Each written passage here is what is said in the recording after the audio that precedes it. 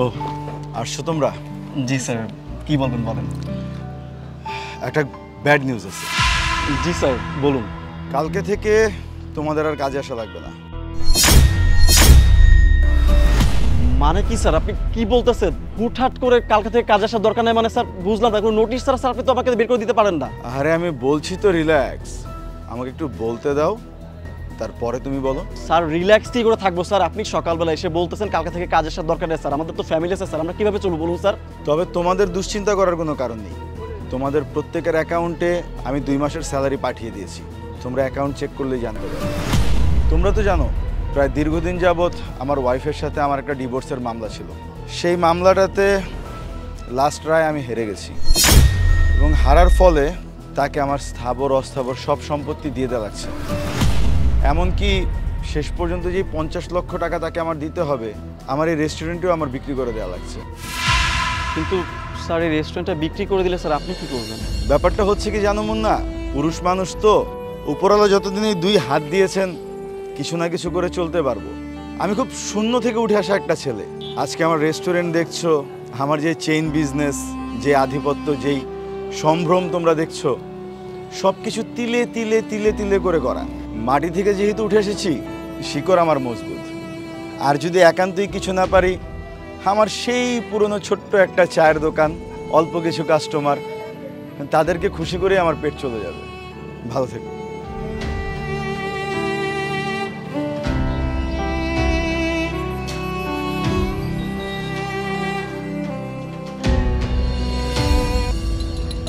হ্যাঁ ভাই আইতাছি।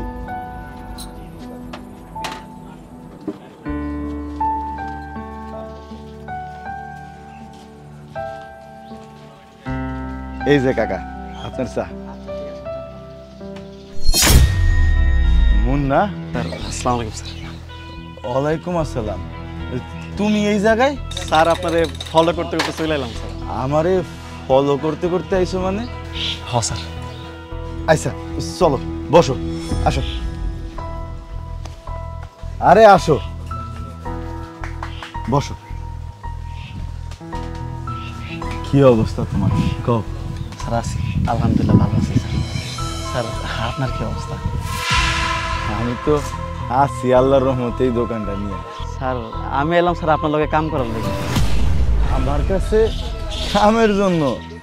আরে আমার কি আর সে আগের দিন আছে? আগের আমার ব্যবসা রেস্টুরেন্ট সেইগুলা তো আর নাই। তোমারে আমি এই ছোট্ট চায়ের দোকানে কই কাম দিব? স্যার কি কোন স্যার, কর্মচারী লাগবে না মানে? স্যার কর্মচারী তো অবশ্যই লাগবে স্যার। আমি তো দেখতেছি স্যার আপনার জন্য কর্মচারী লাগে। এই যে মনে করেন স্যার আপনি চা বানাইলেন, চাটা আমি লয়ে মেশিনে দিলাম, আপনার কষ্ট করে দেওয়া লাগবে না স্যার। কিন্তু স্যার রাহেন না আপনার লগে স্যার আমারই।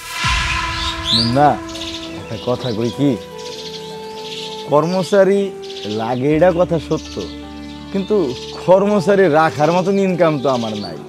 একটা কর্মচারী রাখলে এই চায়ের দোকানের কয় টাকাই বা লাভ হয়?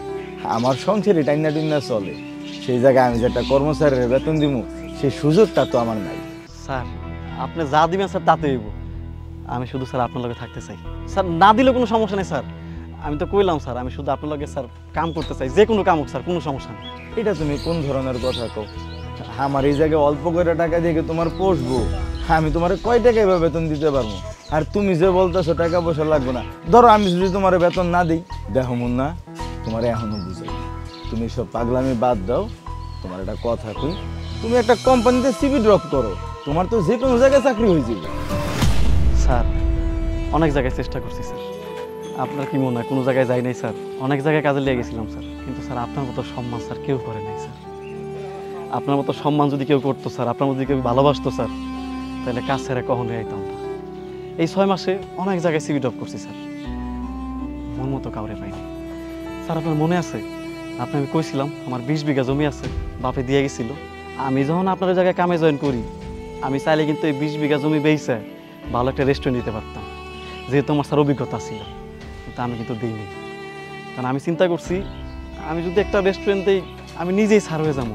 আপনার মতো একটা স্যার তো আমি পাবো না, যার আটটা সবসময় মাথার উপরে থাকবো, যে আমার সব কিছু শিখাইবো, কোনটা ভালো কোনটা মন্দ কোনটা খারাপ, মানুষের সাথে কেমনে ভালোবাসা কথা কইতে হয়, মানুষকে কেমনে স্নেহ করতে হয়, কেমনে ব্যবসা করতে হয়। আপনি তো স্যার কখনো আমাকে কর্মচারী মনে করেন নাই। এই কথা শুধু স্যার আমি একা না, রেস্টুরেন্টের প্রত্যেকটা কর্মচারী কইতো আপনি মালিক না, আপনি আপন বড় ভাইয়ের মতো, কারণ আপনি আমাকে সবসময় নিজের ফ্যামিলির মতোই দেখতেন। স্যার আপনার মনে আছে আমার বড় যখন অসুস্থ ছিল, আমি কিন্তু স্যার 21 দিন আসিনি রেস্টুরেন্টে। আপনি কিন্তু স্যার আমার একটা টাকাও কাটেন নাই, আমার কিন্তু পুরো টাকাও দিছিলেন, ঈদের বোনাসটা বলতে দিছিলেন স্যার। আপনার মতো ভালো মানুষ স্যার এই যুগে আমি পাবো না স্যার। আমার শুধু একটাই আবদার, আপনার এই যাত্রায় আমার আপনার সফর সঙ্গী হিসেবে রাখেন। না, এইটা সত্য যে আমি কখনো আমার কর্মচারীদের কর্মচারী ভাবি নাই। আবার এইটাও সত্য অনেকে এই কথা মনেও রাখে না। তুমি আমার অনেক প্রশংসা করলা, বস হিসাবে আমি অনেক ভালো ছিলাম। দুইটা কথা আমারও কইতে হয়।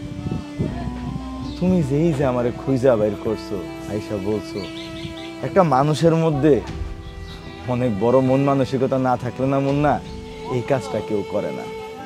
ভালো জিনিসের মূল্যায়ন দেওয়ার জন্য তার আগে ভালো হইতে হয়। তুমি একটা ভালো মানুষ দেখায় আমার ওই দুই একটা ভালো গুণের মূল্যায়ন দিছো। একটা কথা বলি কি মুন্না, এর আগে আমার চায়ের দোকান থেকে রেস্টুরেন্ট দিতে 6 বছর সময় লাগছে। তোমার মতন ভালো মানুষ যদি আমার লগে থাকে, তাইলে আমার বিশ্বাস আগামী 1 বছরের মধ্যে আমরা আবার রেস্টুরেন্ট দাঁড় করাইতে পারবো। কি কও? স্যার অত শত কথা তো আমি বুঝি না, আমি শুধু এতটুকুই জানি মানুষের বিপদে তার পাশে দাঁড়ানোই হয়েছে মানুষ হিসেবে আমার কর্তব্য। এই জায়গায় টাকা পয়সা মুখ্য বিষয় না। আর স্যার আপনি যেহেতু এর আগে চায়ের দোকান থেকে রেস্টুরেন্ট দিতে পারছেন, আপনি চাইলে কিন্তু স্যার আবার পারবেন স্যার। শুধু আমার আপনার সাথে রাখেন, না করেন না স্যার। এই ভাইয়া, এটা চা দাও না। স্যার চাটা আমি দিই।